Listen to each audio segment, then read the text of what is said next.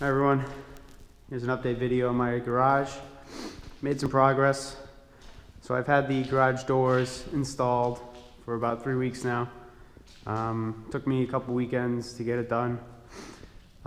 So just want to give you guys an overview of how it went, any issues that I ran into, and yeah, so here we go.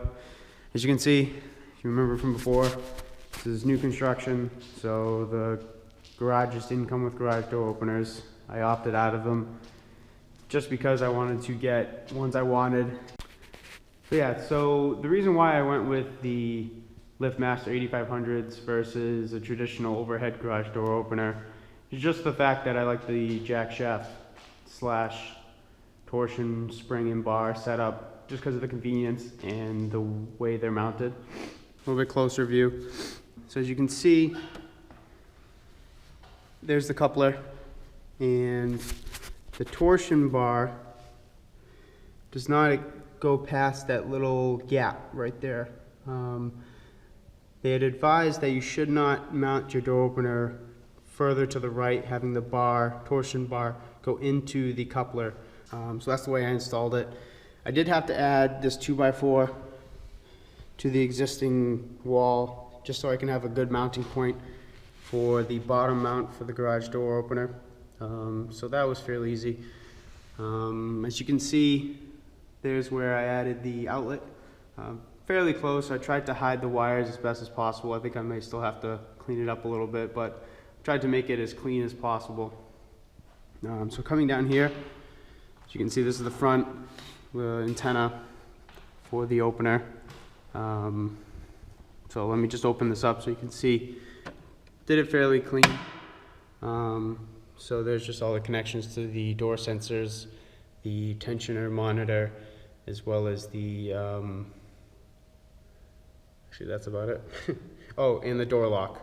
So I'll come down and I'll show you everything, how I routed all the wire. I did not end up using the bell wire that was installed by the contractor, just because it wasn't oriented right, as well as it'll be tougher to splice into the existing wire that came with the kit. So I wanted everything to look nice, so I just ended up ripping it all out, except using it for the pad that's installed by the door, which I'll show you how I did that. So coming down, you can see I used the staples that were supplied with the kit. And so on this side, on the left hand side, I had routed the cable to each of the door sensor and the door lock down the side, which came out pretty nice. So here's the lock that I had to drill a hole into the track so that the pin could come out after the door is shut to provide some security. You can move the lock manually just in case the power goes out. So that works, and it moves freely. And then here's the door sensor as well. One of these is the sending unit, one of these is the receiving unit. So I mounted all of these sensors the same way on all three doors, where the amber light is on the left, and then on the right side is the green. So obviously when they're lit, they're connected, meaning there's no interference, but if you put something in between, it goes out, and obviously the door sensor is doing its job where it's not going to let the door opener to open or close, or it'll stop. So you can see on this side, oh, right here, you can see some battle scars, some blood. You can see I routed it all the way up. Camera, so as you can see, I routed the wire up and over, hidden, so you can't see, and then back down on the side, and I ran all the wire behind the unit just so that the wire would be out of the way. So yeah, that's pretty much all the peripherals, other than the tensioner. We can get a closer view here now. So let me just get up here. So I had to cut a piece of 2x4 as well, just to bring out the monitor such that it could do its job. So as I said before, it's monitoring the cable tension, and as you open the garage door, the tension will change, especially once you get to the open position of the door. So you can see it's basically just like a lever on a spring that is connected or will touch this switch right here. You can hear it, which when it does touch, it means that there's no cable tension and the door will stop moving. This is just a safety precaution so that your door opener does not destroy your door if the cable tension gets thrown off for any reason. So you can see I routed that bell wire that's connected to the sensor through the back and through the bottom of the opener just so that it's a cleaner install. That's pretty much the sensors, all the monitoring that the door opener has in order for it to not get bound up or cause any injury. So yeah, I pretty much did the install on all 3 bays. I did this one first. This was the guinea pig for me to learn any issues or me just to learn how to install it since I've never done this before. So this one came out okay, this side. The only issues that I had at first were, like I said before, the placement of the door opener with respect to the coupler. The second issue that I had was that I did have the space right there, like I showed on the other door, that I had to add the 2x4, so I had to run out and go get a 2x4 to cut a piece of wood for that, as well as over here, because I had to mount the opener farther left than I thought. There wasn't going to be a good mounting position for that bottom mount, so I had to get this 2x4, nail it in, and then screw in the anchors for the bottom mount. So this one, the wiring was okay. I need to clean that up a little bit more, but you can get the gist of it. Came out fairly good. And then I moved on to this one, and then moved on to this one right here. So both of these two were probably the cleanest installs that I had done, so which is good. The only other thing I didn't show you guys is over here. Here's the panels. So this is the garage, as you can tell. It's 32 by 22. It's fairly good size. I'll make another video showing the garage and the progress and my plans for it. So as you can see, here's the door openers, all 3. The bottom one, as you can see right here, that's for the first bay, right here. And then the middle one, obviously for the middle garage, and then the top one is for the far left garage, which is over there. So as you can see, these are pretty simple.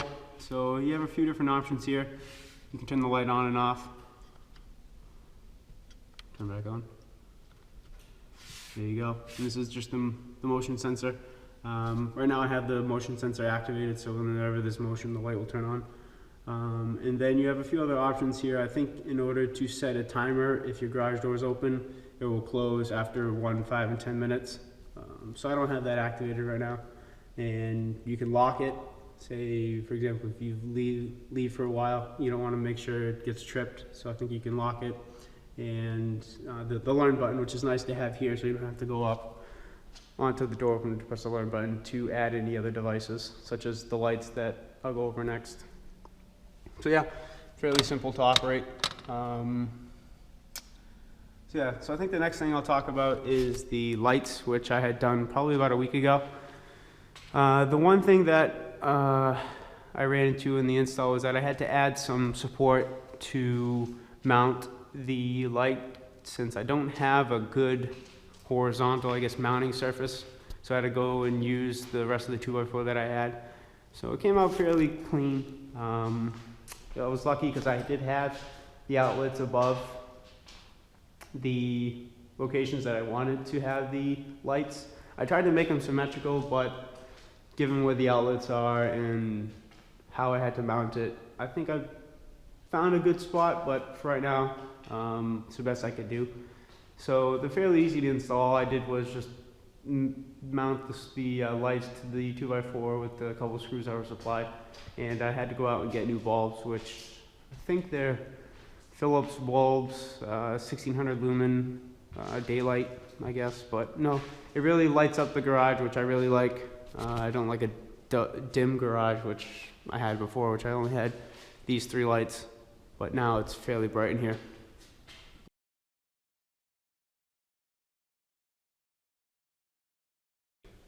So here's the app right here.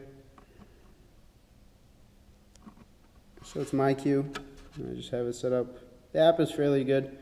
You can use your fingerprint in order to open it.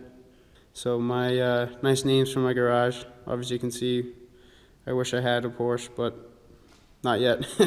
And then I have 3 names for each garage, just so that I can tell which one's which. And obviously you know where that's going to end up going, but obviously it's not there. And then my truck's garage, and then obviously the Queen, that's her garage right here. So as you can see, it will show you how long the door's been shut, which is a nice feature. So you can make sure that it's been closed for how long you thought it was closed. So as you can see, you can open up each garage. I'll just try one. So I'll do the middle one again. So that's this one right here. You can do this from anywhere, which is nice. And for a person like me, sometimes I leave the garage door open, but after I leave, I thought it's closed, so this is a nice way to make sure it's closed. So now you can see it's open, and then you can close it.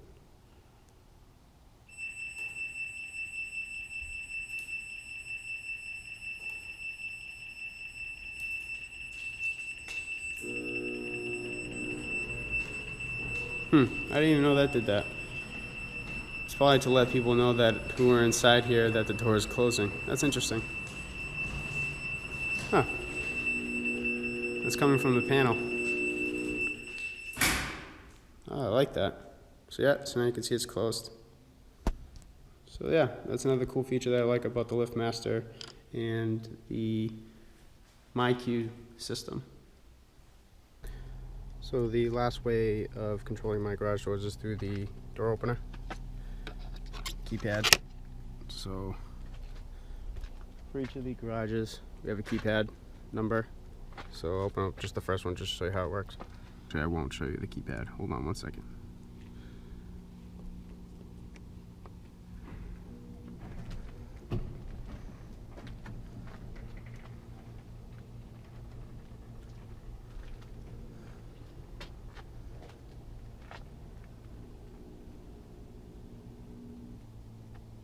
Then in order to close it, press the enter button once.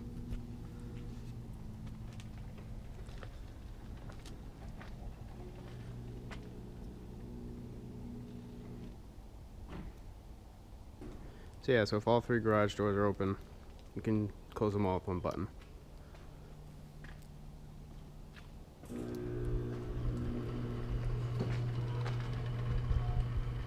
Pretty sweet.